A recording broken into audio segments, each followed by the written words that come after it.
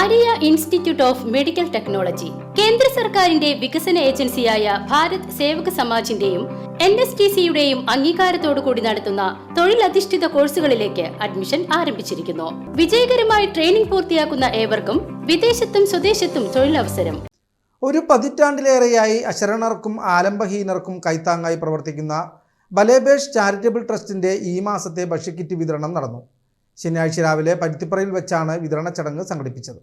ദക്ഷിണയിൽ തന്നെയാണ് ചടങ്ങ് നടക്കുന്നത്. നമ്മൾ മറ്റുള്ള ഒരു ഔദ്യോഗികമായിട്ട് യാതൊരു ഇതുമില്ല. ഒരു കാരണം ഇത് കിറ്റ് കൊടുക്കുകയാണ്, കിറ്റ് മുടക്കാൻ പാടില്ല എന്നുള്ള ഉദ്ദേശം കൊണ്ട് തന്നെയാണ് ഇപ്പോൾ ഈ ചടങ്ങ് നമ്മൾ നടത്തുന്നത്. നമുക്കറിയാം, അന്ന് ഉണ്ടായത് ഇപ്പോൾ നമ്മളെ കിറ്റ് കൊടുത്തിരുന്ന ഒരാളാണ് വെന്നൂർ സുദർശൻ എന്ന് പറഞ്ഞ ആൾ. അദ്ദേഹം കുറേ കിറ്റ് മേടിച്ചിരുന്നു, പിന്നെ അത് നിർത്തി പണിയായി എന്നൊക്കെ പറഞ്ഞിട്ട് അപ്പോൾ അദ്ദേഹം വെടിക്കെട്ട് ഈ പണിക്ക് വേണ്ടി പോയതാണ്. ഈ അപകടത്തിൽ അദ്ദേഹം മരണപ്പെട്ടു. മുണ്ടത്തിക്കോട് വെടിക്കെട്ട് അപകടത്തിൽ ജീവൻ നഷ്ടപ്പെട്ടവരോടുള്ള ആദരസൂചകമായി ഇത്തവണ ഔദ്യോഗികമായ ഉദ്ഘാടന ചടങ്ങുകൾ പൂർണ്ണമായും ഒഴിവാക്കിയിരുന്നു. മൗനപ്രാർത്ഥന നടത്തി ദുരന്തബാധിതരോട് ഐക്യദാർഢ്യം പ്രഖ്യാപിച്ച ശേഷമാണ് കിറ്റ് വിതരണം ആരംഭിച്ചത്. എല്ലാ മാസവും മുടങ്ങാതെ നടത്തിവരുന്ന ഈ ജീവകാരുണ്യ പ്രവർത്തനത്തിൽ ഇത്തവണയും നിരവധി ഗുണഭോക്താക്കൾ പങ്കെടുത്തു. ബലേബേഷ് കുടുംബാംഗങ്ങളും കിറ്റ് വാങ്ങാനെത്തിയവരും ചടങ്ങിൽ സന്നിഹിതരായിരുന്നു.